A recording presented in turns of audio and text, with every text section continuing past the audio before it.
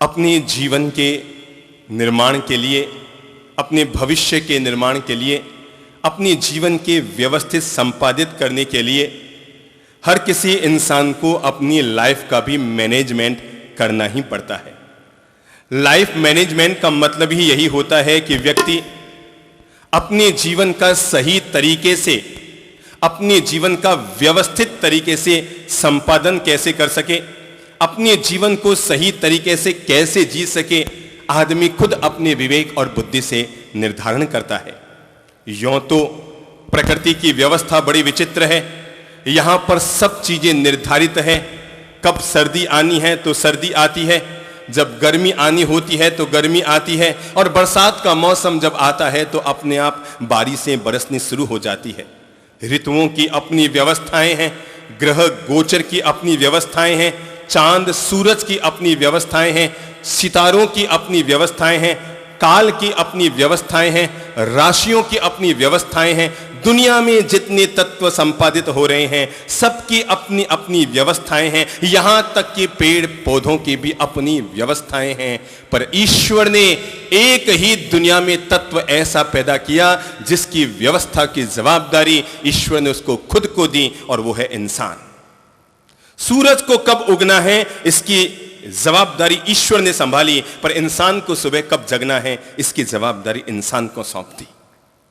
पेड़ को, पौधों को, फूल को कब खिलना है इसकी जवाबदारी इंसान, ईश्वर ने संभाल ली, पर इंसान को कब मुस्कुराना है और कब मुरझाना है इसकी जवाबदारी भगवान ने इंसान पर ही छोड़ दी। सूरज को कब उगना है, सूरज को कब डूबना है, चांद में अमावस कब आनी है और पूनम कब आनी है इसकी जवाबदारी चांद को नहीं दी, ईश्वर ने खुद अपने हाथों में रखी है। पर इंसान अपनी जिंदगी में कब विकास के द्वार खोले इसकी जवाबदारी ईश्वर ने इंसान के अपने हाथ में दी है। इसलिए सूरज का कोई लाइफ मैनेजमेंट नहीं हो सकता, क्योंकि उसके लिए सब कुछ निर्धारित है। 1 जनवरी को उसे किस दिशा से, किस पॉइंट से, कितने दशमलव से और कितने बजे उगना है यह निर्धारित है। 10 साल पहले भी निर्धारित था, आज भी निर्धारित है। 10 साल, 10,000 साल, 10 लाख, 10 करोड़ वर्ष बाद भी उसे कब उगना है यह पहले से निर्धारित है।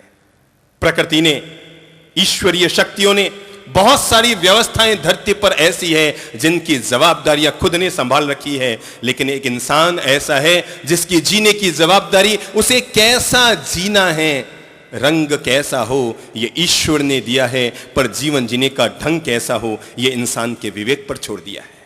तुम्हारी सूरत कैसी हो ये ईश्वर ने अपने हाथ में रखी होगी, पर हमारे जीवन जीने की सीरत कैसी हो, हमारे जीवन जीने का तरीका कैसा हो, हमारा नजरिया कैसा हो, हमारी सोच कैसी हो। हमें आंख दी पर हम आंख से क्या देखें ये विवेक हम पर छोड़ दिया।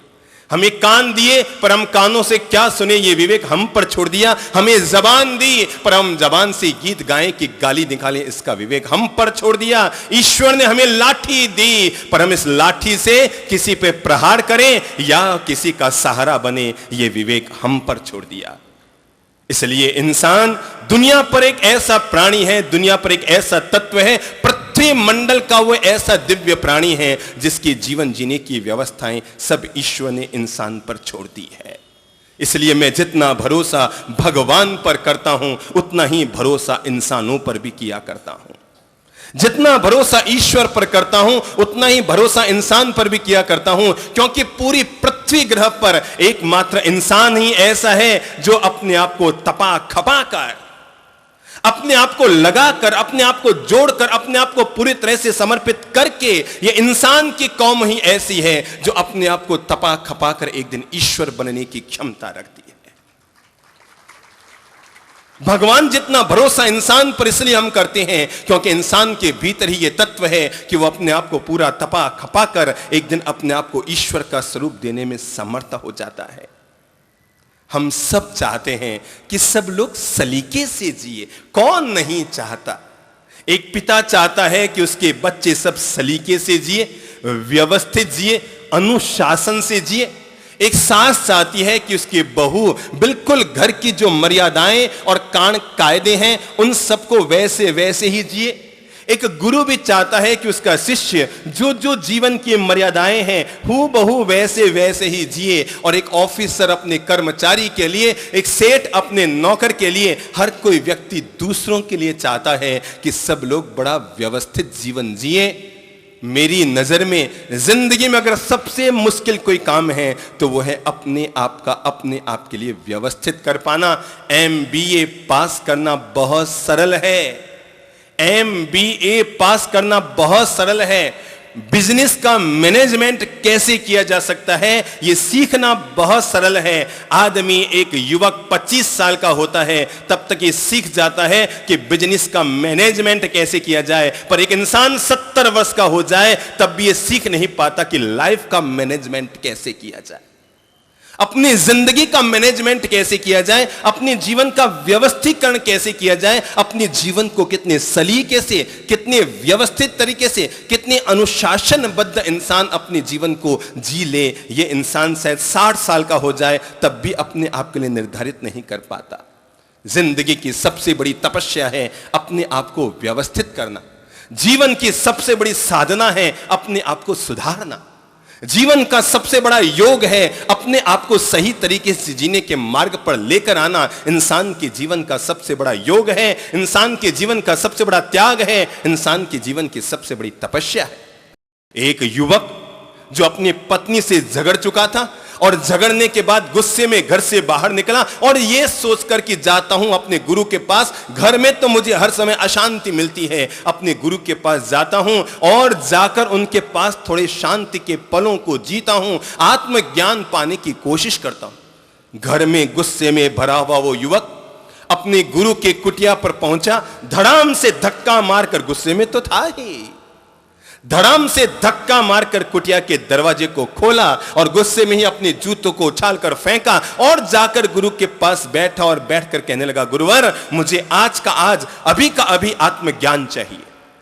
गुरु ने उसके चेहरे को देखा, उसके व्यवहार को देखा, उसके दरवाजे खोलने के तरीके को देखा, उसके जूते खोलने की व्यवस्थाओं को देखा था और वो जिस तरीके से आवेश में आकर कह रहा था कि मुझे सबसे पहले अभी का अभी आत्मज्ञान का मार्ग दीजिए, मैं दुनिया से तंग आ गया हूं, अपनी पत्नी से भी तंग आ गया हूं, मुझे आत्मज्ञान का मार्ग दीजिए। अभी कल एक महानुभाव मेरे पास आए, आकर कहने लगे, साहब मैं आपके पास रहना चाहता हूं। मैंने कहा स्वागत है, पर बात क्या है, प्रेम से रहिए, हमारी कोई मनाही नहीं है, हमारे पास आकर कोई भी रह सकता है। कहने लगे, साहब मैं अपनी बीवी बच्चों से तंग आ गया हूं क्योंकि उनसे मेरी बनती नहीं है। कहने लगे, मेरी बीवी से नहीं बनती, मेरे बच्चों से नहीं बनती, मेरे पोतियों से नहीं बनती, मेरे बेटी से भी नहीं बनती, मेरे नाते नातियों से नहीं बनती, और तो और मेरे नौकरों से भी नहीं बनती। मैंने कहा तुम्हें तुम्हारा घर ही मुबारक, जब इतनों से नहीं बनती तो मुझसे कौन सी बन जाएगी?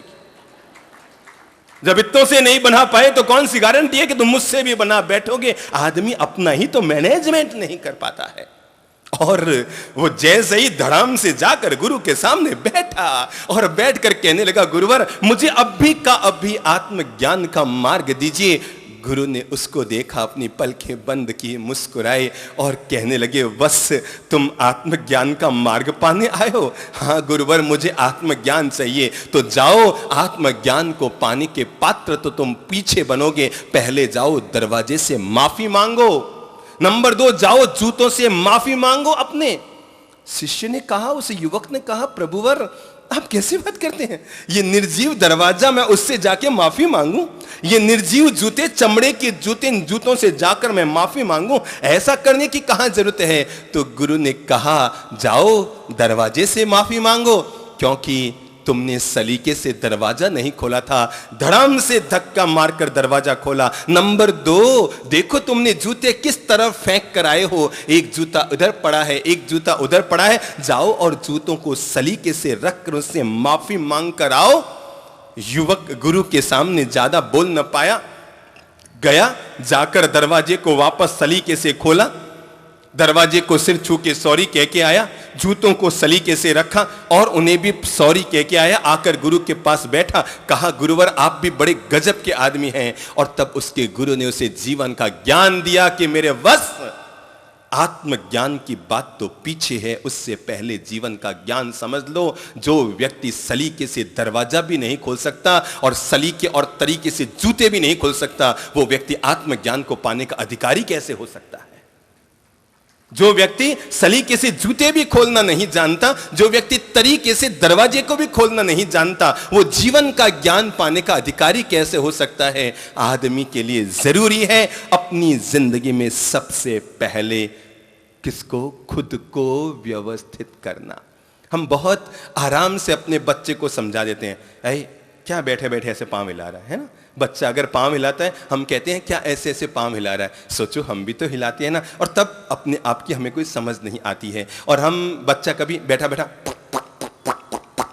करता है तो हम कहते हैं क्या पिप करता है। और कभी कभी हम भी बैठे बैठे करने लग जाते हैं, और हम कुछ भी करें हमें नजर नहीं आता, पर दूसरा कुछ भी करे तो। जैसे कोई बाथरूम गया, बराबर दरवाजा बंद किया तो ओ भैया लाइट बंद कर, दरवाजा बंद कर, हाथ बराबर दो, साबुन से दो। हम उसे बहुत सिखाते हैं। हमारी एक ही कमी है, हम कहकर बहुत सिखाते हैं, पर जिंदगी में सीखा तब नहीं जाता है जब कहकर सिखाया जाए। जिंदगी में सीखा तब जाता है जब करके सिखाया जाए। मेरी बात को सदा याद रखिएगा, बच्चा टेप रिकॉर्डर नहीं होता है। बच्चा कोई टेप रिकॉर्डर नहीं होता है कि जो आप बोले वो रिकॉर्डिंग करता जाए और वो वैसे ही करता जाए। बच्चा तो मूवी कैमरा होता है। ये देखिए ना, फोटोग्राफर के हाथ में है ना मूवी कैमरा। इसका काम क्या है? आप जो जो भाव भंगिमाएं कर रहे हैं, मेरे सामने मूवी कैमरा लगा है, ये क्या कर रहा है? मैं जैसा जैसा कर रहा हूं ये वैसा वैसा पकड़ता जा रहा है और आगे वैसे ही दोहराएगा। बच्चा वो नहीं करता जो हम कहते हैं, बच्चा वो करता है जो हम करते हैं। इसलिए अगर सुधारने की जरूरत है तो अपने कहने में सुधारने की जरूरत नहीं है। अगर सुधारने की जरूरत है तो अपने करने में सुधारने की जरूरत है। वचन को सुधारने से पहले कृत्य को सुधारना पड़ेगा। कथन को सुधारने से पहले कर्ण को सुधारना पड़ेगा। वाणी को सुधारिए बाद में कि आप क्या बोल रहे हैं, उससे पहले जरूरी है कि आप क्या कर रहे हैं, क्योंकि लोगों को वो कम याद रहता है जो आप कह रहे हैं, लोगों को वो ज्यादा याद रहेगा जो आप कर रहे हैं। एक बच्चा घर के बाहर खेल रहा था और खेलते हुए बच्चे को आकर एक व्यक्ति ने पूछा, अरे भैया घर में पापा हैं क्या? उसने कहा साहब मैं तो बहुत देर से बाहर खेल रहा हूं, जाके देख के आता हूं। वो भीतर जाता है और जाकर पापा जी से कहता है, पापा जी बाहर एक महानुभाव आए हैं, काली पैंट सफेद शर्ट पहने, सिर पे बाल थोड़े कम हैं, तिलक लगा हुआ है, पांव में जूती पहनी हुई है, पूछ रहे हैं आपके बारे में। ओ वही राम गोपाल जी आए होंगे 10,000 रुपये लेने के लिए। जा जा कह दे घर में पापा जी नहीं है। जा जा कह दे घर में पापा जी नहीं है। बेटा बाहर आता है और आकर कहता है, जी पापा जी कह रहे हैं कि कह दो घर में पापा जी। जरा आप मुझे बताएंगे, यहां 2 लोग हैं, एक बच्चा है एक बाप है, कौन सच बोल रहा है कौन झूठ बोल रहा है? बता सकेंगे? बच्चा सच बोल रहा है, बड़ा झूठ बोल रहा है। पर विश्वास रखिएगा, आज तो आप ये सोच रहे हैं कि बच्चा सच बोल रहा है बड़ा झूठ बोल रहा है, पर बच्चा भी आखिर धीरे धीरे वही तो बोलना शुरू करेगा जो बड़े बोल रहे हैं। अगर हम ही अपने व्यवहार को, अपने स्वभाव को, अपनी वाणी को, अपने कृत्यों को, अपने कार्यों को अनुशासनबद्ध, व्यवस्थित, सलीके से, नियमित, नियम रूप से न कर पाएंगे तो भला दूसरे लोग वैसे कहां से कर पाएंगे? इसलिए आज जो हम बातें कर रहे हैं, जीवन निर्माण के लिए, कैरियर निर्माण के लिए, इंसान के लिए सबसे पहले जरूरी है वो MBA कर ले तो अच्छी बात है, पर अगर MBA न भी कर पाए तो उसके लिए एक अच्छी सी बात है, और वो है हर इंसान MLA जरूर कर ले। MBA बिजनेस मैनेजमेंट, और ये क्या है? MLA life management. वाइफ का नहीं कह रहा हूं, वो तो मैनेजमेंट में ही अपना, वो तो आपको मैनेजमेंट करती होगी, पर लाइफ मैनेजमेंट अपनी जिंदगी का सही प्रबंधन हर इंसान के लिए जरूरी है कि इंसान अपनी जिंदगी का सही प्रबंधन कर ले। अपने पैसे का प्रबंधन, अपनी समृद्धि का प्रबंधन, अपने शरीर का प्रबंधन, अपने खान पान का प्रबंधन, अपने जगने उठने सोने चलने फिरने का प्रबंधन, अपने बोलने का प्रबंधन, अपने क्रियाकलाप का प्रबंधन, अपने व्यापार का प्रबंधन, अपने व्यवहार का प्रबंधन, अपने कार्यशैली का प्रबंधन, सब तरह से व्यक्ति अगर अपने जीवन को व्यवस्थित और प्रबंधित तरीके से जीना शुरू कर दे तो शायद एक इंसान अपनी जिंदगी में इतने काम कर सकता है, इतने काम कर सकता है। प्रबंधित तरीके से अगर काम किया जाए जिंदगी में तो 10 जन्मों के काम इंसान एक जन्म में कर सकता है, और बिना प्रबंधन के जीवन में काम किया जाए तो जीवन में एक नहीं 100 जन्म इंसान जी ले तब भी एक जन्म का काम नहीं कर सकता है। आप लोगों ने दरी देखी है ना? दरी समझते हैं किसे कहते हैं? समझिए जैसे ये मेरा शॉल है, अपन इसी को 2 मिनट के लिए दरी बनाते हैं। ये मेरा शॉल है। देखिए मैं प्रबंधन किसे कहते हैं और उसका व्यवस्थित प्रस्तुतिकरण किसे कहते हैं। ये शॉल मैंने यहां रखा, अब जरा बताएं इस पे कितने लोग बैठ सकते हैं? ये एक दरी है, इस पे कितने लोग बैठ सकते हैं बताएंगे आप? ऐसे मैंने रखा है, कितने लोग बैठ सकते हैं इस पे? हैं? ज्यादा से ज्यादा एक आदमी, और वो भी अगर मोटी दरी है तो वो एक आदमी बराबर बैठ ना पाएगा, कभी इधर कभी इधर कभी इधर कभी इधर घुमड़ेगा। पर अगर उसी दरी को सलीके से अगर बिछा दिया गया है, उसी दरी को व्यवस्थित तरीके से अगर बिछा दिया है तो आपको पता है उस 10 बाई 20 फीट की दरी पर कितने लोग बैठ सकते हैं? हैं? 10 बाई 20 फीट की दरी पर कितने लोग बैठ सकते हैं पता है? 20 लोग बड़े आराम से बैठ सकते हैं। व्यवस्थित तरीके से सलीके से अगर दरी को बिछाया गया तो उस पे 20 लोग बैठ सकते हैं, और यूं ही अगर दरी को पटक दिया गया तो उस पे 2 लोग भी आराम से नहीं बैठ सकते। जीवन प्रबंधन का नाम यही है कि जैसे दरी को अगर व्यवस्थित तरीके से बिछा दिया गया तो उस पे कई लोग आराम से बैठ सकते हैं, और जीवन का कुप्रबंधन यही है कि दरी को यूं ही पटक दिया गया और उस दरी पर इंसान खुद भी बड़े आराम से नहीं बैठ पाता है। मेरे भाई, केवल समृद्धि के आधार पर जीवन को नहीं जिया जा सकता। केवल देश समाज परिवार धर्म अध्यात्म इन सब की समृद्धि तो इंसान की जिंदगी में होनी ही चाहिए, पर इसके साथ साथ इंसान की जिंदगी में जिस समृद्धि की सबसे ज्यादा जरूरत है वो है अपने जीवन प्रबंधन की। किसी व्यक्ति के द्वारा देश का प्रधानमंत्री बनकर देश का प्रबंधन करना सरल है, किसी व्यक्ति के द्वारा बहुत बड़ी कंपनी का जनरल मैनेजर बनकर उस कंपनी का प्रबंधन करना सरल है, लेकिन उसी व्यक्ति के लिए अपने आप का सही प्रबंधन करना बहुत मुश्किल है। खुद का सही प्रबंधन करना, खुद के लिए सही प्रबंधन की व्यवस्था करना उस इंसान के लिए अपने आप के लिए बड़ा मुश्किल होता है।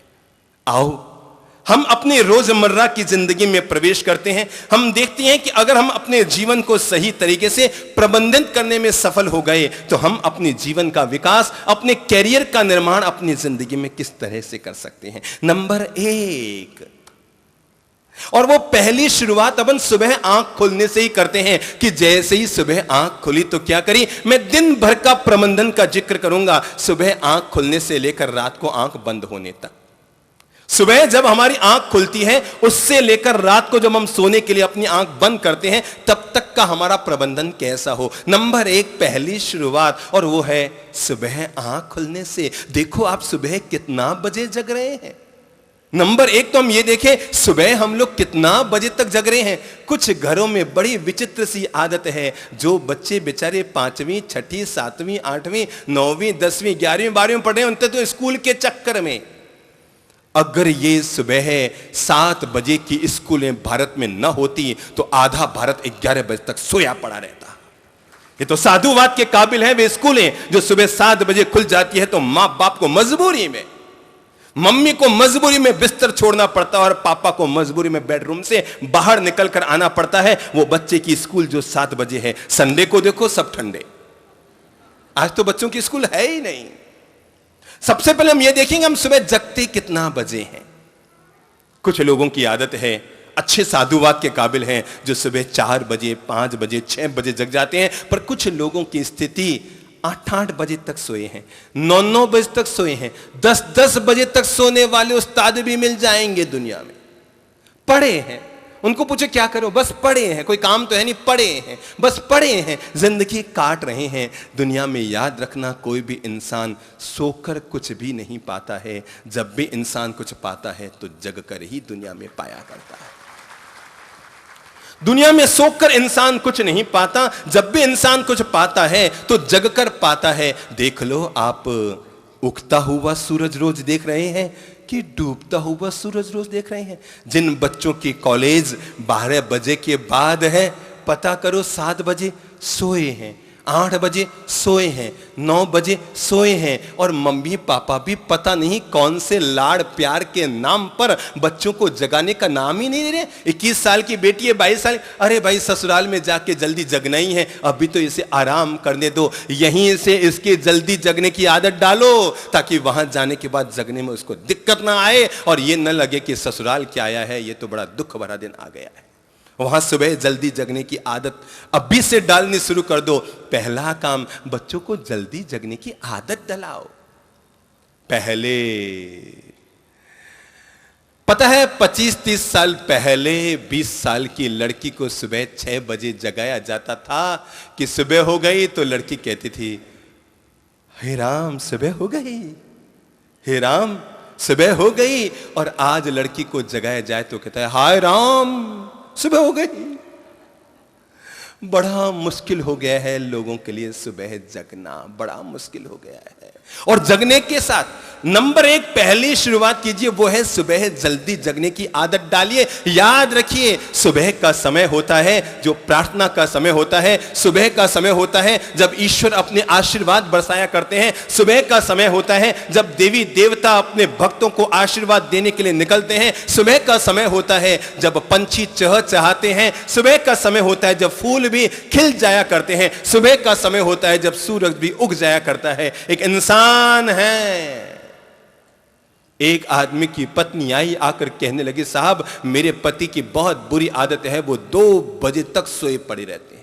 कितना बजे तक? 2 बजे तक सोए पड़े रहते हैं, जरा आप उनको समझाइए। अगले दिन वो पति मेरे पास आए और आकर पति पत्नी दोनों आकर बैठे थे। मैंने यूं ही पूछ लिया, मैंने कहा भाई साहब कितना बजे जग जाते हो? कहने लगे, अरे बाप जी साहब, जैसे ही सूरज की पहली किरण मेरे कमरे में आती है कि मैं जग जाता हूं। मुझे लगा यार इसकी पत्नी झूठ बोल रही है या ये झूठ बोल रही है। पत्नी कल कह रही थी 2-2 बजे तक सोए रहते हैं, और ये जो है कहते हैं सूरज की पहली किरण जैसी आती है कि मैं जग जाया करता हूं। तो पत्नी ने राज खोला, हमारे बेडरूम की खिड़की ही पश्चिम की तरफ है, तो सूरज की पहली किरण 2 बजे से पहले तो अंदर आने का नाम ही नहीं लेती। और इनका नियम है कि सूरज की पहली किरण आए। लोगों की सोए पड़े रहने की आदत, और सो कर इंसान ने कभी कुछ नहीं पाया। मेरे भाई, अगर आप अपनी जिंदगी में उगते हुए भाग्य को देखना चाहते हैं, सबसे कहना चाहूंगा, मेरी माताओं से, मेरी बिटियाओं से, हमारे भाइयों से, हमारे बच्चों से, सबसे कहना चाहूंगा, अगर आप लोग अपनी जिंदगी में उगते हुए खिलते हुए सौभाग्य का भाग्य देखना चाहते हैं तो सुबह उगते हुए सूरज का आनंद लीजिए। जो व्यक्ति उगते हुए सूरज को नहीं देख पाता, वो उगते हुए भाग्य को कैसे देखेगा? अगर आपके भाग्य में केवल डूबता हुआ सूरज ही देखना लिखा है तो डूबता भाग्य ही सामने आएगा। यह आप पर निर्भर करता है कि आप उगता हुआ सूरज देखते हैं कि डूबता हुआ सूरज देखते हैं। पहली आदत जो जीवन में जीवन के प्रबंधन के लिए जोड़ने के लिए है, वो है सुबह जल्दी जगने की आदत डालिए, क्योंकि दुनिया में सो कर इंसान ने कुछ नहीं पाया है। सपने देख देख कर इंसान ने कुछ नहीं पाया है। आलसी बन कर इंसान ने कुछ नहीं पाया है। पत्नी जगाती है, इधर से उठाती है, जाकर सोफे पे गिर जाते हैं, सोफे से उठाती है, फिर जाकर पलंग पे गिर जाते हैं, पलंग से उठाती है, फिर जाकर कुछ लोग तो बाथरूम में भी, और बेचारों के गुमड़े तक हो जाते हैं। झपकियां मारने की बहुत ज्यादा आदत, झपकियां मारने की बहुत ज्यादा हमारी आदतें जो पड़ चुकी है। तो नंबर 1, रात को कब सोएं वो तो रात आने दीजिए, अभी तो सुबह से शुरू हुए हैं। तो पहला काम कीजिए, अपने बच्चों में, अगर आप अपने बच्चों से लाड़ प्यार करते हैं, हम जिस घर में पैदा हुए, हमारे पिताजी बड़े विचित्र इंसान थे। सोमवार से लेकर शनिवार तक हम 5 भाइयों को सुबह 5:30 बजे जगाया जाता था, पर संडे को हम 5 भाइयों को 4:30 बजे ही जगा दिया जाता था। बड़े विचित्र इंसान थे। आज हम जानते हैं कि उसका लाभ क्या था। बाकी दिन चूंकि तुम्हें स्कूल जाना है, नहा धो के अपने आप तैयार हो गए, 5:30 पौने 6 के बीच में जगते थे। लेकिन रविवार के दिन और सुबह जल्दी जगाया जाता था। वो आगे कारण बताऊंगा। तो नंबर 1, अपनी शुरुआत कीजिए सुबह से, और वो है कि सुबह जल्दी जगने की आदत डालिए। मेरी ओर से ये बात नोट कर लीजिए, दुनिया में जब भी किसी ने कुछ पाया है, जगकर पाया है, सोकर दुनिया में कुछ नहीं पाया है। 3 करीबी दोस्त जो पता नहीं ऐसे ही कुछ जच गया। बरसात का मौसम था कि कहा यार घूम फिर कर आते हैं, तो कहां जाएं घूमने के लिए, तो रवाना हुए, अपनी अपनी मोटरसाइकिलें ली और सब के सब एकलिंग जी का दर्शन करने के लिए रवाना हो गए। चलते यार एकलिंग जी के दर्शन करके आते हैं। सांझ तक वहां पहुंचे, दर्शन किए, तो तीनों को भूख बड़ी जोर की लग गई। अब क्या करें, बहुत पुरानी बातें करें तो क्या करें, तो कहा एक काम करते हैं यार खीर बनाते हैं। एक गया आसपास के घरों से दूध खरीद कर ले आया, दूसरा दुकान से चावल खरीद कर ले आया, तीसरा शक्कर खरीद कर ले आया। खीर बनाई गई और तीनों बंदों ने जमकर पेट भर के खीर खाई। एक कटोरा खीर बच गई। सोचा अब रात को यहीं सोएंगे, सुबह निकल जाएंगे। पास में एक धर्मशाला थी, तीनों दोस्त वहीं सो गए। खीर का कटोरा भरा हुआ था। एक ने कहा ये एक कटोरा बच गया, तीनों ने कहा अभी तो पेट भर गया, सुबह पिएंगे। तो दूसरे ने कहा यार एक बात तो बता, सुबह पिएगा कौन? अपन 3 हैं और खीर का कटोरा 1, तो सुबह उठकर पिएगा कौन? तो एक ने कहा देखो भाई, अभी से इसका फैसला कर लेते हैं, जिसको रात को सबसे अच्छा सपना आएगा, जिसको रात में सबसे अच्छा सपना आएगा, वही सुबह खीर का प्याला पिएगा। तीनों सो गए। रात को 2 बजे एक की आंख खुली। उसने सोचा यार दोनों बड़े होशियार हैं, पता नहीं कौन सा सपना बताएंगे और खीर का कटोरा पी जाएंगे। अपन एक काम करते हैं ना, इनको सपने में रहने तो मैं तो पी ही जाऊं। तो वो गया कमरे में, खीर का कटोरा उठाया, भूख लग गई 2 बजे रात को, और पूरा का पूरा कटोरा खाली कर गया, चाट पीट के खाली कर गया पूरे कटोरे को वापस खिड़की में रख दिया, आकर सो गया। अब सुबह जगे 6 बजे और अपने अपने सपने सुनाने शुरू किए। एक ने अपना सपना सुनाया कि भैया आज तो बड़ा गजब हुआ रात में। कि क्या हुआ? कि स्वयं पार्वती माता आई थी सपने में और मुझे हिमालय पर्वत पर लेकर गई और मुझे महादेव जी के दर्शन कराए। अरे संयोग से वहां पर महादेव जी भी आए हुए थे, ब्रह्मा जी भी आए हुए थे, विष्णु जी भी आए हुए थे। तीनों के दर्शन का सौभाग्य लिया। ब्रह्मा जी के दर्शन का सौभाग्य लिया, विष्णु जी के दर्शन का सौभाग्य लिया और महादेव के दर्शन का सौभाग्य लिया। तीनों के दर्शन का सौभाग्य एक साथ मैंने लिया। अरे भाई मुझसे अच्छा सपना तो किसी को नहीं आया दुनिया में। 3 ही तो देव है, ब्रह्मा विष्णु है महादेव है। अरे मैंने तीनों के दर्शन किए, साक्षात पार्वती हिमालय मुझे लेकर गई। खीर का कटोरा तो मैं ही पीऊंगा। दूसरे ने कहा रहने दे, तूने क्या सपना देखा? मेरे सपने में रात को चक्रेश्वरी माता आई, मुझे पालीतना तीर्थ लेकर गई। कहां?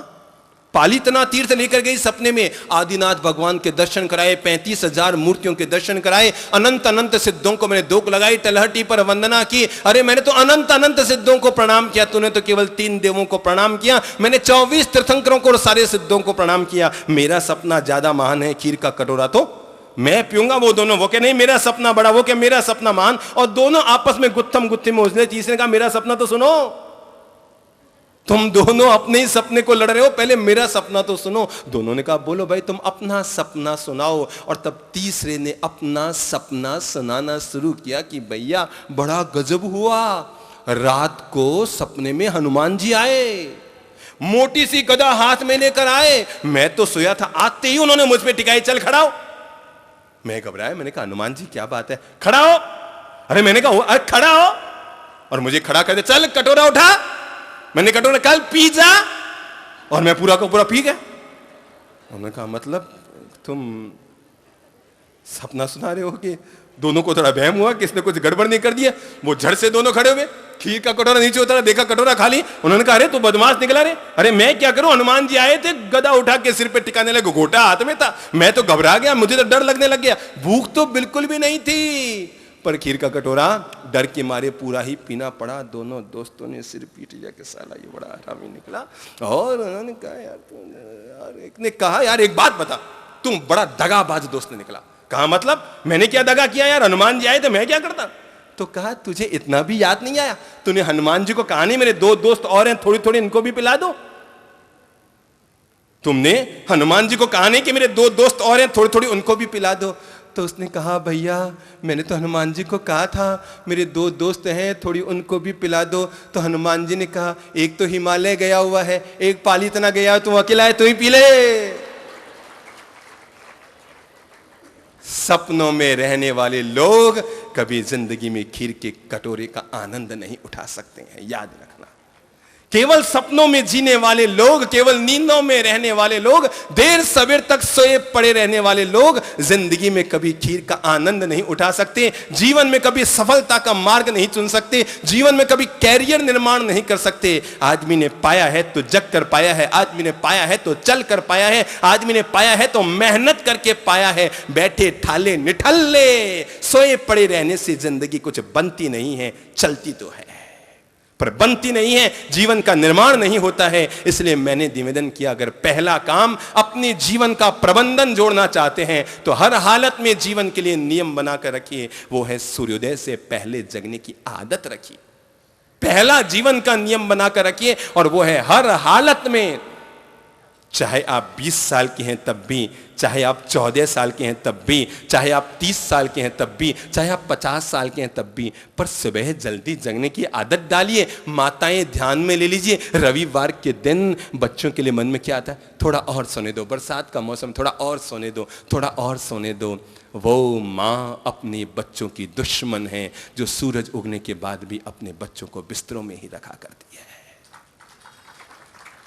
यह सोचकर कि ससुराल में जाकर तो काम करना ही है। सूरज उगने के बाद भी जो अपने बच्चों को केवल बिस्तरों में ही देखना पसंद करती है, वे माँ बाप अपने बच्चों के दोस्त नहीं, वे अपने बच्चों के दुश्मन हैं जो अपने बच्चों की जिंदगी को अपने हाथों से बिगाड़ रहे हैं।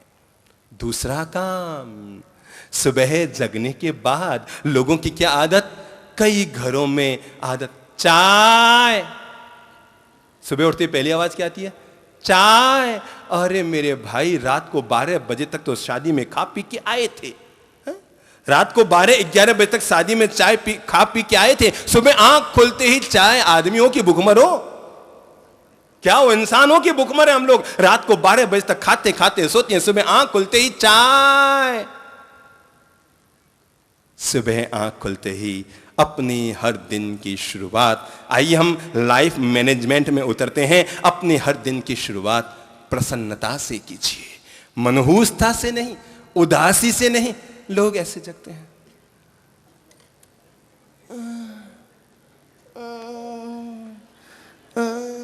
पता नहीं, जैसे कोई समझ में नहीं आता ये जग रहे हैं कि मतलब मम्मी।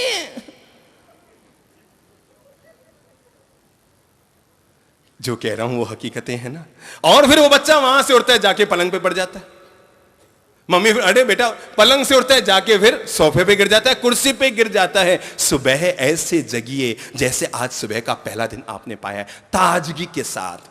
जब आंख खुल जाए तो उसके बाद भूल चूक कर बिस्तर पर मत पड़े रहिए, आदत डालिए।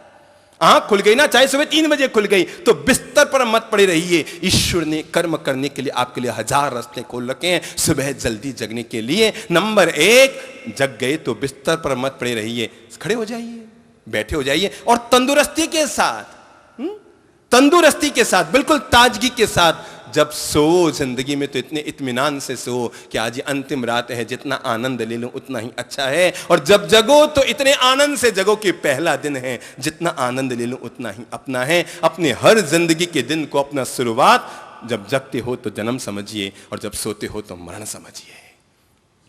तो सुबह, पहली सुबह जैसे ही आंख खुली, बिस्तर को छोड़ दीजिए, तकिए से हट जाइए। तकिया अच्छा तो लगता है पर सो तभी तक अच्छा लगता है, जगने के बाद तकिया अच्छा नहीं लगता है। बैठे हो जाइए, बिस्तर को समेट दीजिए, पलंग है तो नीचे उतर जाइए, क्योंकि जब तक आप उस पर बैठे रहेंगे तब तक आलस्य आता रहेगा। बिल्कुल ताजगी के साथ और जगते ही अपनी दिन की शुरुआत प्रसन्नता से कीजिए, ठीक है? जैसे ही आंख खुले, आंख खुलते ही अपने दिन की शुरुआत प्रसन्नता से कीजिए। जीखते चीज, अरे कहां हो, अरे रामू, अरे बिस्तर इकट्ठा कर, अरे बाथरूम में पानी नहीं आ रहा है, अरे क्या कर रहे हो? इसके बजाय सुबह उठते ही पहले मुस्कुरा लीजिए, आंख खुलते ही पहले मुस्कुरा लीजिए। 1 मिनट तक सुबह सुबह इंसान अगर मुस्कुरा लेता है तो उसका 24 घंटा बड़ा आनंद और प्रेम से बीता करता है। ठीक वैसे ही जैसे पुराने जमाने में चाबी भरने की घड़ी आती थी, याद है? चाबी वाली घड़ी किसी के हाथ में होगी ना अभी भी, जिसमें चाबी भरती है और घड़ी चलती है। जरा आप बताओ तो कि चाबी कितने घंटे भरनी पड़ती है? कितने घंटे? किसी के पास है चाबी वाली घड़ी? है आपके पास है ना चाबी वाली घड़ी? खड़े होइए तो दादाजी। चाबी वाली घड़ी है, आप तो बड़े आराम से बैठे, चाबी भरी नहीं रहे आप तो। एक ही बार भरनी पड़ती है। और कितने घंटे तक? हैं? कितने घंटे तक भरते रहते हो? 1 मिनट। 1 मिनट घड़ी में चाबी भरी जाए तो घड़ी 24 घंटे चलती है। सुबह उठते ही 1 मिनट अगर मुस्कुरा लिया जाए तो 24 घंटे की जिंदगी आनंद से बीत जाया करती है। ठीक है ना? तो सुबह उठते ही पहली आदत डाल लो, पत्नी को देख के मुस्कुरा लो, अपने आप को देख के मुस्कुरा लो, जो पास में मुस्कुरा लो, कोई नहीं है तब भी मुस्कुरा लो। हर सुबह की शुरुआत मुस्कान से कर लो। पहली शुरुआत जैसे ही आंख खुली, प्रभु जी प्रणाम, नमस्कार प्रभु, तेरी कृपा है, तूने जिंदगी दी, आज का जीवन दिया, तेरी कृपा है। क्योंकि दुनिया में लाखों लोग ऐसे होते हैं जो हर 24 घंटे में ऊपर उठ जाते हैं। तो सुबह आंख खुलते ही पहले क्या कर लो? आंख खुलते ही सबसे पहले क्या कर लो? मुस्कुरा लो। मनहूस होकर मत बैठो, मुस्कुरा लो, आनंदित हो लो, मुस्कान ले लो। और मुस्कुराने के बाद जो घर में बड़े बुजुर्ग हैं ना, उन्हें प्रणाम कर लो। सुबह 2 काम जरूर करो। सुबह की शुरुआत मुस्कान से करो और विनम्रता से करो। हर सुबह की शुरुआत 2 काम से करो। नंबर 1 किससे? किससे कहा मैंने? मुस्कान से। और नंबर 2 विनम्रता से। जाओ मम्मी पापा के पास, दादा दादी के पास, घुटने टिकाकर, शीश झुकाकर, माथा नमाकर श्रद्धा पूर्वक उन्हें प्रणाम करो। आपके पोते पोतियां कैसे प्रणाम करते हैं पता आपको? दादा धोक, मम्मी प्रणाम, ऐसे रिमोट से करते हैं आजकल। पांव छूने की परंपरा लगभग घरों में हट गए। हम जाते हैं ना अमीर घरों में, रिमोट से प्रणाम करते हैं। पता है कैसे करते? दादा, वो दादाजी बेचारे सर पे हाथ रखें तब तक तो पोता बाथरूम में पहुंच जाता है। वो दादाजी सोचे आशीर्वाद दूं मेरे पोते को, पता लगा वो तो बाथरूम में घुस गया है। रिमोट से प्रणाम चल रहे हैं। जब प्रणाम कर रहे हैं तो जैसे मुस्कान में 1 मिनट लगना चाहिए तो प्रणाम में भी आधा मिनट लगना चाहिए। सुबह सुबह घुटने टिकाकर अपने मम्मी पापा दादा दादी जो भी घर में हैं उनको प्रणाम करने का, जो भी बड़े बुजुर्ग हैं उनको प्रणाम करने का सौभाग्य लीजिए। क्योंकि जो व्यक्ति अपने दिन की शुरुआत किसी की दुआओं से करता है उसका दिन हमेशा सुख और समृद्धि भरा रहता है। जो व्यक्ति अपनी सुबह की शुरुआत और दिन की शुरुआत किसी की दुआओं से करता है उसका दिन पूरा समृद्धि से भरा रहता है। और याद रखना, जो व्यक्ति सुबह उठकर अपने माता पिता के सामने अपने घुटने टिका दिया करता है, सुबह उठकर जो अपने दादा दादी और माता पिता के सामने अपने घुटने टिका दिया करता है, जिंदगी में उस आदमी को कहीं घुटने टिकाने की जरूरत नहीं पड़ती है। इसलिए सुबह का घुटना कहां टिकाओ? सुबह आंख खुलते ही पहले क्या करो? मुस्कुरा लो, ईश्वर को प्रणाम कर लो और उसके बाद घुटने टिकाकर अपने मम्मी पापा को, दादा दादी को धोख लगाने का, प्रणाम करने का, उनके शीश चरणों में धोख लगाने का और उनका हाथ अपने शीश पर रखाने का सौभाग्य अपने जीवन में जरूर ले लो। अपने हर दिन की शुरुआत मुस्कान से कीजिए, विनम्रता से कीजिए, प्रसन्नता से कीजिए। सुबह आंख खुलते ही मुस्कुरा लीजिए और उसके बाद अपने मम्मी पापा दादा दादी के श्री चरणों में जाकर अपने प्रणाम समर्पित कर दीजिए। खुश मिजाजी से दिन की शुरुआत कीजिए। दिन भर खुशकिस्मत बने रहिए, खुश रहिए, खुश मिजाज रहिए और दिन भर खुशकिस्मत रहिए। जैसी दिन की शुरुआत करेंगे, हम कहते हैं ना कई बार, पता नहीं आज किरो मुंह देखियो, कई बार कहते हैं ना, ऐसे कहते हैं ना, आज पता नहीं किसका मुंह देखा, किसका नाम ले लिया, और यार आज तो सुख से रोटी भी खाने को न मिली, सुख से ये भी न हुआ। और हम लोग प्राय कर कहा करते हैं, पता नहीं आज किसका मुंह देखा। किसी का नहीं देखा। आदमी का जब भी दिन खराब जाता है तो जरूर तुमने अपना ही चेहरा उतरा हुआ, लटका हुआ, अवसाद से भरा हुआ चेहरा आईने में जाके देखा होगा और खुद का चेहरा देखकर ही दिन भर दुखी दुखी दुखी रह गए। मुस्कुराता हुआ चेहरा देखो तो मुस्कुराते हुए जीवन का आनंद लियोगे। एक शहर में एक बड़ा विचित्र आदमी था जिसके बारे में कहते हैं कि वो आदमी बड़ा विचित्र आदमी, और कहते हैं कि जो भी उसका मुंह देख ले, सुबह सुबह उसको पानी पीने को ना मिले, दूध पीने को ना मिले, नाश्ता ना मिले, खाना खाने को ना मिले, पूरा दिन उसका खराब जाए। पूरे शहर में वो प्रसिद्ध हो गया कि ये मनहूस आदमी है, ये मनहूस है, मनहूस है, मनहूस है, ये जीवन में कुछ नहीं कर सकता, कुछ नहीं कर सकता। और जो उसका मुंह देख लेता उसको पानी पीने को ना मिले, दूध पीने को ना मिले, सूखी रोटी खाने को ना मिले, शहर में उसका नाम चल पड़ा। अरे उस आदमी का चेहरा मत देख लेना। एक दिन राजा ने सोचा कि आखिर ऐसा कौन सा आदमी है कि जिसका चेहरा देख लो तो रोटी खाने को ना मिले। उस आदमी को राजमहल में बुलाया गया। सुबह सुबह राजा ने उसी का चेहरा देखा।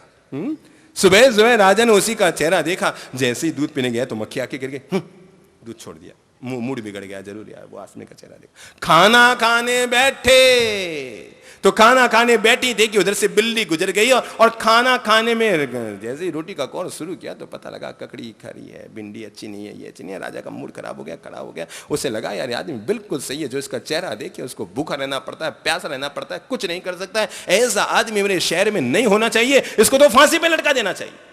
राजा ने उस आदमी को अपने पास बुलाया और आज्ञा दे दी, ये मनहूस है जो इसका चेहरा देखे उसको रोटी खाने को नहीं मिलती, दूध पीने को नहीं मिलता। सुबह से मैं रोटी ना खा पाया, दूध ना पी पाया, ये मनहूस आदमी है, इस आदमी को जीने का अधिकार नहीं, इसको फांसी के फंदे पे लटका दिया जाना चाहिए। और ये कहकर उसको आज्ञा दे दी गई फांसी पे फंदे पे लटकाने की। जल्लाद आ गए, फांसी के फंदे पे लटकाया जा रहा था कि पास में खड़े हुए न्यायाधीश ने पूछा, भाई तू मर रहा है, तेरी अंतिम इच्छा क्या है? उसने कहा, मेरी एक अंतिम इच्छा है कि राजा को यहां बुलाया जाए। राजा को बुलाया गया। बोलो अब तुम्हारी अंतिम इच्छा क्या है? राजा ने पूछा, न्यायाधीश ने पूछा, तुम्हारी अंतिम इच्छा क्या है? उसने कहा, मेरी अंतिम इच्छा है कि पहले इस राजा को फांसी पे लटकाया जाए, पहले इस राजा को फांसी पे लटकाया जाए। राजा ने कहा, बदमाश, दुष्ट, मुझे किस बात का फांसी में लटकाया जाए? तू ऐसा मनहूस है कि जो तेरा चेहरा देखे उसे रोटी खाने को नहीं मिलती, पानी पीने को नहीं मिलता, पूरा दिन उसका बेकार चला जाता है, इसलिए तुम्हें फांसी पे लटकाया जा रहा है। उस आदमी ने कहा, मुझसे ज्यादा मनहूस तो राजन आप हैं। आपने मेरा चेहरा देखा सुबह उठते ही, आपको केवल रोटी खाने को न मिली, मैंने आपका चेहरा देखा सुबह उठते ही, मुझे फांसी पे लटकना पड़ रहा है। अपनी मायूसी, अपनी मनहूसी को दूर कीजिए। सुबह तरो ताजगी से जगिए और जगने के बाद, निवृत्त होने के बाद खाने पीने नाश्ते के नाम पे मत उतर जाइए। सुबह जगने के बाद थोड़ी देर के लिए अगर तैयार हो गए, नहा धोकर तैयार हो गए, थोड़ा प्राणायाम कर लीजिए, थोड़े योगासन कर लीजिए, थोड़ा 15 मिनट ध्यान कर लीजिए। हर सुबह अपनी जिंदगी को ऊर्जा से भर लीजिए। सुबह की शुरुआत अपनी जिंदगी में ऊर्जा से कीजिए। जितनी ऊर्जा को अपनी जिंदगी में बटोर कर रख सकते हैं, अपनी जिंदगी में अपनी ऊर्जा को बटोर कर रखने की कोशिश कीजिए। सुबह की शुरुआत प्रसन्नता से, और जगने के बाद, नहा धोकर तैयार होने के बाद योगासन कीजिए, प्राणायाम कीजिए, मॉर्निंग वॉक करने चले जाइए। हमने सुन रखा है 100 दवा और एक, सुना है ना, 100 दवा और एक शुद्ध हवा। सुबह सुबह किसी पार्क में जाकर, किसी बगीचे में जाकर, किसी हरे पेड़ों के बीच जाकर सुबह सुबह की ताजी हवा लेकर आ जाइए, उन्हें भी सुकून देके आ जाइए, खुद भी सुकून ले लीजिए। और हाँ, सुबह सुबह चाय पीने की आदत मत रखिए। चाय खाली पेट नुकसान करती है। अगर चाय पीनी है तो नाश्ता करने के बाद या दोपहर के समय में चाय पी लिया करें, खाली पेट चाय मत पिया करें। और सुबह सुबह ये मिर्ची बड़े, समोसे, कचौड़ियाँ नाश्ते में खाने की आदतें छोड़ दीजिए। सुबह सुबह पेट खाली होता है, उससे बहुत हल्का पदार्थ दीजिए, सब्जी का जूस दे दीजिए, फल दे दीजिए, ज़्यादा से ज़्यादा पोहा या उपमा थोड़ा सा। अभी थोड़ी सी की सीमा क्या है, आप ही बना लीजिए। थोड़ा सा, थोड़ा सा, थोड़ा सा। अब ये थोड़ा सा कितना होता है, पर अपने लिए निर्णय कर लीजिए थोड़ा सा, कि हल्का सा पेट में नाश्ते का एहसास हो जाए। तले हुई चीजें मत खाइए नाश्ते में। किसी भी प्रकार का पराठा, पूरी नाश्ते में मत खाइए। किसी भी प्रकार के तली हुई वस्तु का सेवन मत कीजिए। कोई मठड़ियां नाश्ते में मत खाइए। ये सब दोपहर के आइटम है। सुबह सुबह का समय है ना, पेट बिल्कुल खाली है, उसे हल्का, ताजगी से भरा हुआ, ऊर्जा से भरा हुआ, ताकत से भरा हुआ भीगे हुए बादाम दे सकते हैं, भीगी हुई मुनक्का खिला सकते हैं अपने शरीर को। सुबह सुबह लौकी का जूस पी सकते हैं, सब्जी का जूस पी सकते हैं, फल का जूस पी सकते हैं, गाय का दूध पी सकते हैं। घर में आदत रखिए, अगर शहर में गौशालाएं हो, अगर उदयपुर में समाज की बनी हुई गौशालाएं हो तो अच्छी बात है, नहीं तो उन्हें बनाइए। घर पर गाय पाल सके अच्छी बात है, नहीं तो गौशालाओं से भी दूध मंगाकर दूध पीने की कोशिश कीजिए। दूध हमेशा गाय का पीजिए। आपने देखा होगा गाय का बछड़ा कैसे चलता है, उछल उछल कर चलता है, और भैंस का पाड़ा, दोनों में फर्क मालूम है? तो भैंस का दूध पीने वाले फिर पाड़े जैसे चलेंगे, और गाय का दूध पीने वाले बछड़े की तरह उछल उछल कर चल पाएंगे। तो अपने घर में अगर गाय पाल सके, देखो भाई, कारें पालने की तो आदत आपकी है, पर गायें पालने की आदत छूट गई है ना? गायें पालने की आदत छूट गई है। घर में गाय होती है, शुद्ध दूध मिल जाता है, शुद्ध खान पान बन जाता है, घर का घी बन जाता है, शुद्ध दही मिल जाता है, अच्छी छाछ मिल जाती है। एक गाय कैसे कहूं कि लुगाई से कम तो नहीं होती है, जितना वो काम घर के लिए कर देती है। तो घर में इतना इसका उपयोग है, घर में गाय पाल लिया करें। मुझे लोग कहते हैं इतनी सारी गौशालाएं खुल रही है, मैं कहा करता हूं अगर हर हिंदू और हर जैन, देश में रहने वाला हर हिंदू और हर जैन अगर अपने घर में एक एक गाय का पालन करना शुरू कर दे तो भारत में किसी भी गौशाला और पांजरापोल की जरूरत भी नहीं रहेगी। अगर हर घर में एक गाय का पालन करना शुरू कर दें, सुबह गाय का दूध पी लीजिए, फल मौसम का खा लीजिए और नाश्ता बिल्कुल हल्का फुल्का कीजिए। अपनी भोजन का भी प्रबंधन रखिए। चलिए अब सुबह जग गए, व्यवसाय व्यापार में पीछे जाते हैं, अपने भोजन का भी प्रबंधन रखिए। कब खाना, कितना खाना, क्या खाना, कैसा खाना, किस रूप में खाना, जब जो मिला सब वो टिका लिया। ये हमारा पेट है, इसको मत बनाइए। ये हमारा पेट है, इसको कब्रिस्तान भी मत बनाइए कि जो आया सो टिका लो। कब कितना खाना, खान पान को बिल्कुल व्यवस्थित करें। ऐसा खाना खाएं जो सात्विक हो। ऐसा खाना खाएं जो सात्विक हो। राजसिक और तामसिक भोजन कभी कदार कर ले, महीने 2-4 महीने में राजसिक भोजन तो ठीक है, तामसिक भोजन से बचिए। राजसिक भोजन महीने में एक बार कीजिए और सात्विक भोजन रोज कीजिए। अपने भोजन को, अपने खान पान को व्यवस्थित कर लीजिए। जब जो माल मिला सब वो टिकाते जाओ, जब जैसा मिला सो टिकाते जाओ। खाने की आदत, खाने की आदत। खा पी के घर से गए, किसी का भाई साहब नाश्ता कर लो, भूख, अरे भाई साहब कर लो ना, ठीक है भाई लाओ। फिर वहां से वहां गए, ठीक है लाओ। और इस तरह खा खा कर हम लोग अपनी तबीयत को बिगाड़ते हैं, अपनी स्वास्थ्य को बिगाड़ते हैं। मैं आपको बताऊं, मैंने एक छोटा सा नियम बना रखा है और आपको जानकर आश्चर्य होगा, पूरी जिंदगी में पैदा होने के बाद अपने काम के लिए कभी अस्पताल नहीं गया। अपनी पूरी लाइफ में खुद के काम के लिए किसी संत की सेवा के लिए जाना पड़ा तो अलग बात है। आज तक बिस्तर पर अस्पताल में जाके सोया नहीं और आज तक किसी अस्पताल में खुद के लिए कभी जाना पड़ा नहीं।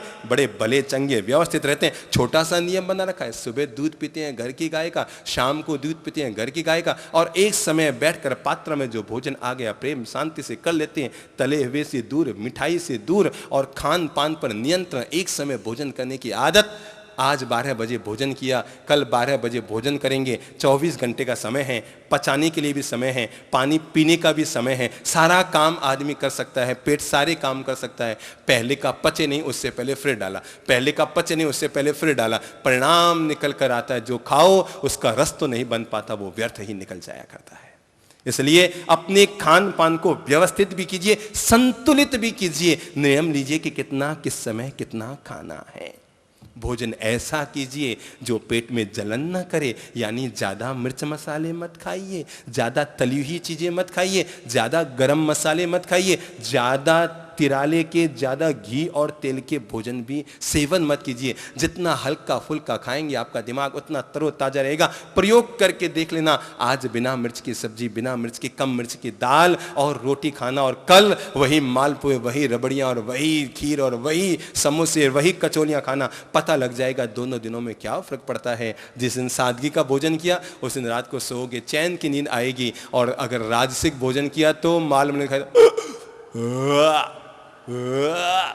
डकारें ले ले करके जो बेचारा पास में सोया है उसका भी सांस खराब करते रहोगे, और माल खा के आए वो डकारें लेते रहोगे, लेते रहोगे, लेते रहोगे। सात्विक भोजन जिंदगी के लिए जो दूसरी जरूरत है वो है, जैसे हमारे भोजन का मैनेजमेंट हो, वैसे सबसे पहले मैनेजमेंट पे उतर आते हैं लाइफ में, वो है अपने टाइम का मैनेजमेंट कीजिए, समय का मैनेजमेंट कीजिए। समय को व्यवस्थित तरीके से सुबह उठते ही एक पेन पे नोट कर लीजिए, आज मुझे कौन कौन से काम करने हैं। ये सारे कामों को नोट कर लिया और उसके बाद फिर उसमें से चयन कीजिए ऐसे 5 काम कौन से हैं जो सबसे पहले करने की जरूरी है।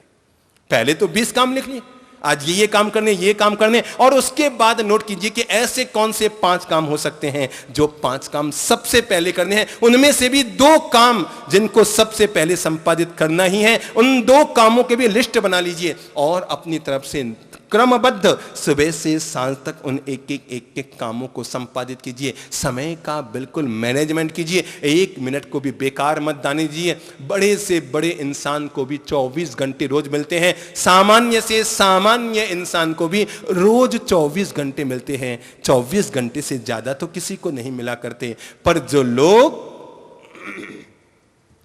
व्यवस्थित तरीके से अपने जीवन को जिया करते हैं, वे लोग 24 घंटे में अगर व्यवस्थित तरीके से काम करें तो 25 घंटे का काम करने में सफल हो जाते हैं। 24 घंटे को 25 घंटा तो नहीं बनाया जा सकता। दुनिया में ऐसा कोई नहीं है जिसको रोज 25 घंटे मिलते हों, लेकिन व्यवस्थित तरीके से, सलीके से अगर क्रमबद्ध रूप से इंसान काम करे आलस्य का त्याग करके, तो वो 24 घंटे में 25 घंटे का काम अपने जीवन में जरूर कर सकता है। आप में से किसी के हाथ में घड़ी बंधी हुई है? हाँ भाई साहब खड़े होइए तो। हाँ खड़े होइए, हाँ खड़े हो जाइए। आपके हाथ में घड़ी है, जरा बताएंगे आपने घड़ी क्यों पहन रखी है? टाइम देखने के लिए। आपने घड़ी क्यों पहन रखी है? टाइम देखने के लिए। मैंने इसलिए घड़ी नहीं पहन रखी क्योंकि मुझे टाइम नहीं देखना होता है। मैं आपको बता दूं, हाथ में पहने जाने वाली घड़ी समय देखने के लिए नहीं होती, हाथ में पहने जाने वाली घड़ी समय पर चलने के लिए होती है। और जो लोग समय पर चलते नहीं हैं, वो समय देख के भी क्या कर लेंगे? ठीक है ना?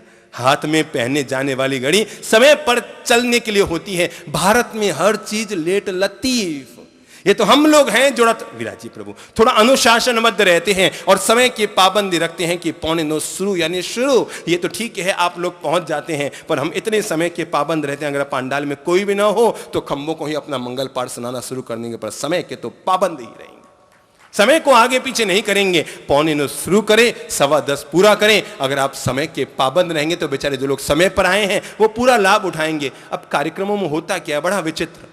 लोग बेचारे कार्यक्रमों में आजकल जाने बंद हो गए, इसलिए नहीं जाते हैं। नंबर 1, 9 बजे का समय छपा है तो लोग क्या समझते हैं कितना बजे शुरू होगा? कितना बजे है? 9:30 तो मिनिमम। अरे भाई अभी क्या है, 9:30 तो शुरू होगा, मतलब आधे घंटा तो हम फिर लेट गए। और आधे घंटा हम ये सोच कर यार शुरू होगा, फिर वही माला वाला। और समारोह में देखो होता क्या है आजकल, संतों के यहां होता क्या है, सबसे बड़ी दिक्कत ये होने लग गई संतों के यहां समारोह में। संत बोलते हैं 5 घंटा और सम्मान समारोह चलते हैं 1 घंटा। बड़ी दिक्कत हो गई। वो आए हैं उनको साफा पहनाया जाएगा, वो आए हैं उनको माला पहनाई जाएगी, वो आए हैं उनको शॉल उड़ाया जाएगा। समय लोगों का बर्बाद किया जाए। समझिए उदाहरण के तौर पर इस पंडाल में समझिए 7-8 हजार भाई बहन अभी बैठे हैं। एक व्यक्ति को मंच पर बुलाया गया कि ये महानुभाव आज हमारे बीच पधारे हैं, इनको शॉल, साफा, माला, तिलक पहनाया जाएगा। इसमें कितना समय लगा आप बताएंगे कालूलाल जी साहब? इसमें कितना समय लगेगा? समझिए कि जैसे अभी आपको मैं मंच पे बुलाऊं, आपको माला पहनाएं, साफा पहनाएं, शॉल उड़ाएं और तिलक करें, कितना समय लगेगा? हैं? कितना? 5 मिनट। 5 नहीं, कम से कम 2 मिनट तो लगेगा ना। अच्छा 2 मिनट तो आप मानेंगे ना? क्यों जी दादाजी 2 मिनट तो लगेगा ना शॉल साफा करने में। 2 मिनट एक आदमी को साफा पहनाया जा रहा है। उसे देख कितने लोग रहे हैं? ये 8,000 लोग, यानी 16,000 मिनट केवल एक आदमी को साफा पहनाने के लिए हम बेकार कर रहे हैं। इसलिए हमने साफे की परंपरा को साफ ही कर दिया। हमने अपने यहां से साफा, माल, शॉल की परंपरा को हटा ही दिया। सीएम आए चे, पीएम आए चे, आम इंसान आए, जो आए आ जाओ भाई, ज्यादा ज्यादा दीप जला लो, ज्ञान का पुष्प ले लो, जाके बैठ जाओ। ये शॉल, साफा, मान सम्मान, माइक, मंच, मालाएं, ये सब की जो आदतें होती है ना, इसी कारण लोग बेचारे समारोह में नहीं जाते और फिर लोगों को जीवन रखने पड़ते हैं। मुझे लोग कहते हैं साहब क्या बताएं, बहुत बुरी आदत पड़ गई है समाज की, जीवन मत रखो, प्रभावना मत करो, तो लोग आते ही नहीं है। मैंने आते क्या है, तुम कार्यक्रम इस तरह से करते हो कि बेचारे लोगों का आने का मन ही नहीं करता है। 15-15 लोगों को साफे पहना रहे हैं, 50-50 लोगों को मालाएं पहना रहे हैं। मैं एक कार्यक्रम में गया था जोधपुर में, कोई संत महाराज का आगमन हुआ था, बड़े संत का, राष्ट्र के बड़े संत थे, तो हमें भी बुलाया गया था। और वहां मैंने देखा ठेर एक खंबे से लेकर दूसरे खंबे तक मालाएं मालाएं मालाएं मालाएं मालाएं मालाएं लटकाई हुई थी, लोगों को पहनाने के लिए मालाएं मालाएं लटकाई हुई थी। मेरे मन में आया यार मैं कोई संत के समारोह में आया हूं या सामूहिक विवाह सम्मेलन में आया हूं जो इतनी सारी मालाएं मंगाई है? कोई विवाह के सम्मेलन में आए कि संत के कार्यक्रम में आए हैं अपन? संतों के यहां से ये मंच, माइक, मालाओं की परंपराएं, साफों की परंपराएं साफ ही कर देनी चाहिए, क्योंकि ये बहुत बड़ा समय व्यर्थ करता है। 3 आदमियों को खुश करने के लिए 3000 लोगों का समय गंवाना कौन सी बुद्धिमानी है? आए सब समान है, आके बैठ जाओ भाई, बूढ़े हो तो कुर्सी पे बैठ जाओ, जवान हो तो जमीन पे बैठ जाओ, ये पहचान बन जाती है। जो कुर्सी पर बैठे हैं कहने की जरूरत नहीं, वो अपना में बूढ़े हैं तो कुर्सी पर बैठे हैं, जवान है वो जमीन पे बैठे, ठीक है ना। तो इसलिए कुर्सी वुर्सी की परंपराओं की कोई जरूरत नहीं है। आए बैठ जाओ, जिसको जहां जगह मिली प्रेम से बैठ जाओ, सुन लो भगवान सुन लो। ना कोई आगे है ना कोई पीछे है, 1 मिनट का भी समय को कोशिश करते हैं व्यर्थ न गंवाए गए। आइए मंगल पाठ शुरू किया, प्रवचन शुरू किया, जीवन की बात बताएं और पूरी हो गई बात, रवाना हो जाएं। नंबर 1 मैंने कहा, जितना समय का सही सही उपयोग करेंगे। समारोह में भी ध्यान रखिए, जितना सीमित समय में समारोह करेंगे लोग उतनी धीरजता से बैठेंगे। आप 3-3 घंटे का समारोह खींचते, बेचारे लास्ट में बैठे हुए लोग, अबे खत्म करें उससे समारोह। और पता है कुछ समारोह में तो लास्ट में जाकर लोग तालियां बहुत बजाते, इसलिए कि भाई अब खत्म करो तो हम उठ के जाएं, खत्म करो तो उठ के जाएं, खत्म करो तो उठ के जाएं। समारोह सीमित समय में हो, समारोह सीमित समय में हो, व्यवस्थित हो, मान सम्मान साफे की परंपराओं से मुक्त हो। मैं तो जब भी जाता हूं, जितने क्लब हैं, ये लॉयंस क्लब और रोटरी क्लब, ये जितने सेवा के क्लब बने हुए उनके कार्यक्रम हम जाते हैं, तो मैं उनको रोज समझाता हूं, भैया किस बात की मालाएं, किस बात के सौल साफे कर रहे हो। लोग आए हैं, जीवन की 4 अच्छी बातें उन्हें सुनाइए ताकि याद रहेंगे। सौल आदमी वहां उतार जाता है, साफा ये जितनी नेताओं को साफे पहनाते हैं वो सर्किट हाउस में छोड़ के चले जाते हैं, कोई आपका साफा पगड़ी साथ में लेके थोड़ी ही जाते हैं। इसलिए समाजों से इस समय की बर्बादी की परंपरा को बंद कर देना कहीं ज्यादा अच्छा है। अपने समय को बहुत व्यवस्थित तरीके से जीने की कोशिश कीजिए। याद रखिए, देवता अगर रूठ गया है, नाकोड़ा भैरू जी अगर रूठ गए हैं, बजरंगबली अगर रूठ गए हैं, और कोई भगवान अगर रूठ गया है, तो उनको तो रूठे हुए देव को तो प्रसन्न किया जा सकता है, रूठे हुए देव को प्रसन्न किया जा सकता है, पर बीते हुए समय को वापस लौटाया नहीं जा सकता है? जो समय हाथ से चला गया, जो पानी की बूंद निकल गई, जो नदी में पानी बह गया, उसको वापस लाना हमारे हाथ में नहीं है। नंबर 1 समय के पाबंद रहिए। 9 बजे का समय बिल्कुल 9 बजे हम हाजिर हैं, 10 बजे का समय हम 10 बजे हाजिर हैं। लोग समाज की मीटिंग होती है, हाँ भैया चलेंगे चलेंगे यार, चलें, जल्दी क्या है, अभी तो वो लोग इकट्ठे हो रहे होंगे, अपन तो लास्ट में चले जाएंगे। और उसमें फिर जहां जीमणवारियां होती है, कार्यक्रम का समय 3 बजे, जीमण है 5 बजे, लोग आते हैं 5:30 बजे, आराम से जाएंगे, खा पी के आ जाएंगे। तो समय का व्यवस्थीकरण हो। नंबर 2, लेट लतीफ की आदत छोड़े। पहुंच जाएंगे, हो जाएगा, देख लेंगे, कर लेंगे, ठीक है, और जो होगा सब। हमारे पापा जी बड़े समय के और व्यवस्थाओं के बड़े पाबंद थे, बड़े अनुशासनबद्ध आदमी थे। उनका नियम था, वो अपने दांत, उनके 80 साल के हो गए तो उनके नए दांत लग गए थे, वो कृत्रिम दांत, तो वो अपना दांत का प्याला अपने पास ही रात को लेके सोते थे। एक दिन हम नाकोड़ा में थे, तो ऊपर भी हम रहते थे, नीचे भी रहते थे।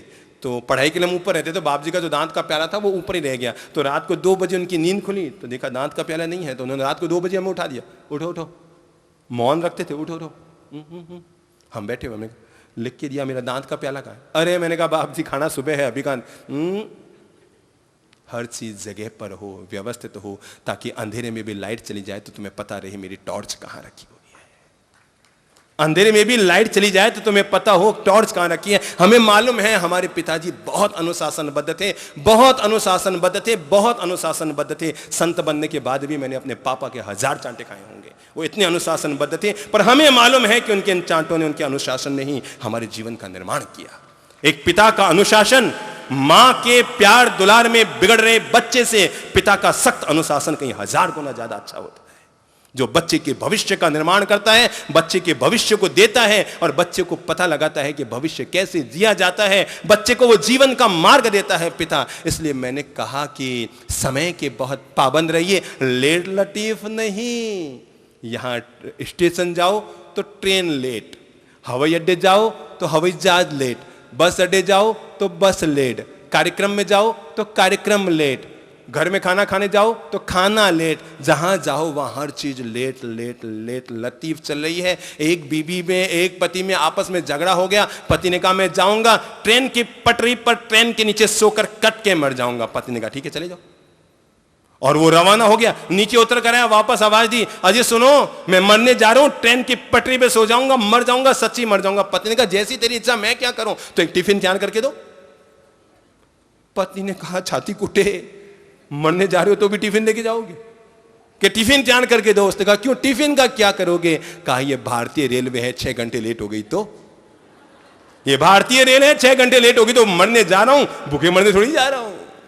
यहाँ पर लेत लतीफ की व्यवस्थाएं हो गई। इसलिए अपने जीवन के लिए, लाइफ मैनेजमेंट के लिए जीवन का ये तीसरा पाठ अपने आप के लिए पढ़िए, और वो है समय के हमेशा पाबंद रहेंगे, समय पर चलेंगे, समय पे काम करेंगे, समय पर जगेंगे, समय पर सोएंगे, समय पर उठेंगे, समय पर चलेंगे। जीवन के सारे कार्यों को समय पर व्यवस्थित तरीके से जीने की, संपादित करने की कोशिश करेंगे। याद रखना, जो आदमी समय के साथ चलता है, नोट कर लो, जो आदमी समय के साथ चलता है, समय हमेशा उसका साथ निभाता है।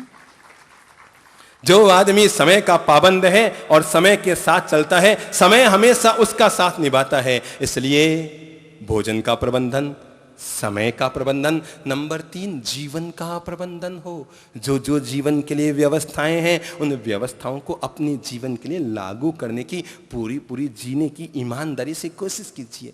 देखो, हम अपने कानून और नियम कैसे तोड़ते हैं पता है? भारत में व्यवस्था है ना, स्कूटर मोटरसाइकिल चलाओगे तो सिर पे क्या पहनोगे? यहाँ पता नहीं, उदयपुर में, बड़े शहरों में तो पेनल्टी भी, अगर नहीं पहना हुआ तो 100 रुपये की रसीद भी पुलिस वाले काट दिया करते हैं। पर हम लोग क्या करते हैं? नियम ये हमारी सुरक्षा के लिए, पर हम उसे मजाक उड़ाते हैं। हम इस नियम के मजाक उड़ाते हैं। जैसे ही घर की गली आई, उठाकर वापस स्कूटर में डाल दिए, और जैसे ही चौराहे आया तो झट से अरे पैर दो। यानी हमारे यहाँ नियमों का पालन इच्छा से नहीं होता, भय से होता है। 100 रुपये लग जाएंगे, समय लग जाएगा, लाइसेंस चला जाएगा, और इसके चक्कर में हमें नियमों का पालन करना पड़ता है। जिन नियमों को हम विदेशों में जिया करते हैं, लोग आते हैं सिंगापुर से आके कहते हैं, मैं पूछता हूँ वहाँ क्या पसंद आया? साहब वहाँ की साफ सफाई बहुत पसंद आई है। अभी की बात है, हम यहीं ये राजसमंद में थे, एक परिवार राजसमंद जाके सिंगापुर जाके आया, बैठे थे हमारे पास, तो मैं पूछा सिंगापुर में सबसे ज़्यादा क्या? वहाँ की साफ सुथराई बहुत पसंद आई। मैं सोचने लगा, ये भारत के लोग सिंगापुर जाके आते हैं तो कहते हैं वहाँ की साफ सुथराई बहुत पसंद आई, और यही लोग हैं जो इस देश में गंदगियाँ फैलाया करते हैं। हम ही लोग तो हैं। यहाँ पर अगर साफ सुथराई नहीं है तो इसका जवाबदार ईश्वर है कि हम हैं? जिन नियमों का हम वहां पालन करते हैं, आप यहां पर तो 1 मिनट में नियम को तोड़ देते हैं। क्या अमेरिका में आपकी हिम्मत होती है वहां पर नियम को तोड़ दें? वहां पर आपकी हिम्मत होती है क्या? पर हम लोग नियमों का पालन करने के प्रति सजग होते ही नहीं, सावधान होते ही नहीं, अपने आप को पूरी तरह से सावचेत रखते ही नहीं। आओ अपने आप के लिए सीखते हैं अपनी मैनेजमेंट कैसे करें। नंबर 1, अपनी भाषा शैली का मैनेजमेंट कीजिए। ठीक है, 3 मैनेजमेंट जो खुद से जुड़े हुए हैं। नंबर 1, अपनी भाषा शैली, भाषा का मैनेजमेंट। व्यवस्थित बोलिए, सलीके से बोलिए, मिठास से बोलिए, प्रेम से बोलिए। जब भी बोलते हैं तो लोगों के दिलों में राज कर सकें, ऐसी भाषा बोलिए। आपकी जबान दूसरों के दिलों में जगह बनाती है, तो इसलिए अपने जब भी जबान को खोलें, जब भी अपनी जबान को खोलें तो हमेशा पहले तोलें, उसके बाद बोलें, और जब भी बोलें बहुत मिठास से बोलें, प्रेम से बोलें, सम्मान से बोलें। 3 शब्द अपने जीवन से जोड़ लीजिए तो बहुत सरल शब्द हैं। Number 1, please. क्या शब्द मैंने कहा? Please. Number 2, thank you. Number 3, sorry. ठीक है ना? ये जो आगे माताएं बैठी, इनमें कोई सासू माँ है क्या? हैं? आप सासू माँ ना, खड़े होइए, पीली साड़ी वाले माता जी। अच्छा समझिए आप सासू माँ हैं, तो आप सासू तभी बनी जब आपकी बहू होगी, है ना? तो एक काम किया करें, जब भी बहू को काम, आपको ये 3 शब्द आते हैं? प्लीज का मतलब थोड़ा है? क्या? कृपया। अरे वाह, माता जी पढ़ी लिखी हैं। प्लीज का मतलब कृपया। उदयपुर का बौद्धिक स्तर बहुत ऊंचा है। अगर एक 17 साल की महिला भी प्लीज का मतलब कृपया बता रही है, तो यहाँ का बौद्धिक स्तर महिलाओं का बहुत अच्छा है। महिलाओं के लिए पुरुष लोग ताली बजा लो। अच्छा, नंबर 2, थैंक यू, यानी धन्यवाद। और नंबर 3, सॉरी, माफ कर दो। अरे वाह माता जी, आप बहुत मीठे हैं।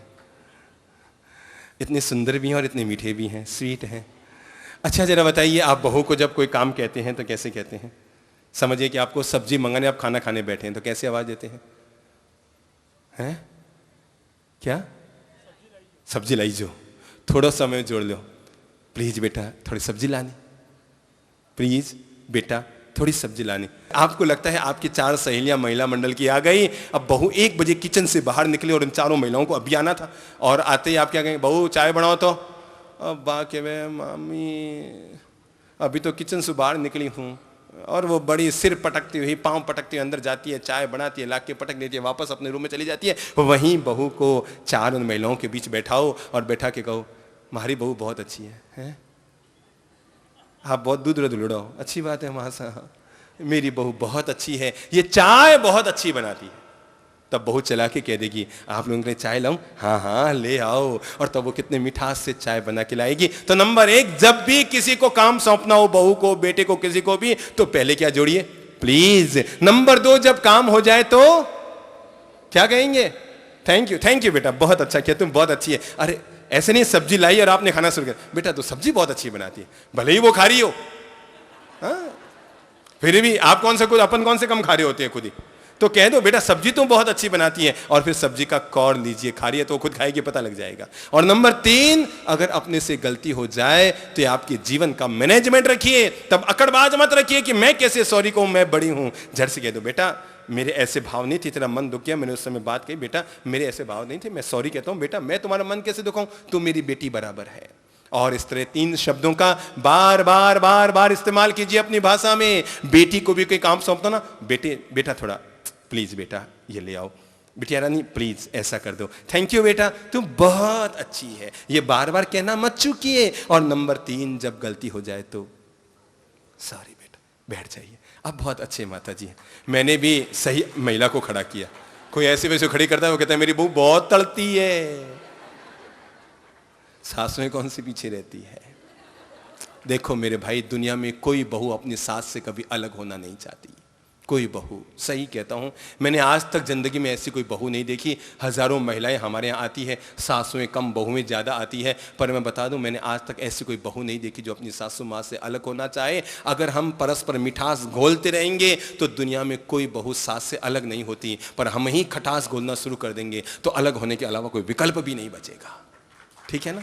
तो हम जितना जीवन में मिठास घोल सकें अपनी जबान से, तो नंबर 1 प्लीज, नंबर 2 सब बोलो तो थैंक यू, और नंबर 3 जरूरत पड़ने पर सॉरी कहने का बड़प्पन दिखाइए। अपनी जबान में हमेशा मिठास घोलिए, अपनी जबान में हमेशा प्रेम के रस को घोलिए। एक घर में काणी महिला थी, शादी होके आई, एक आंख वाली को क्या कहते हैं?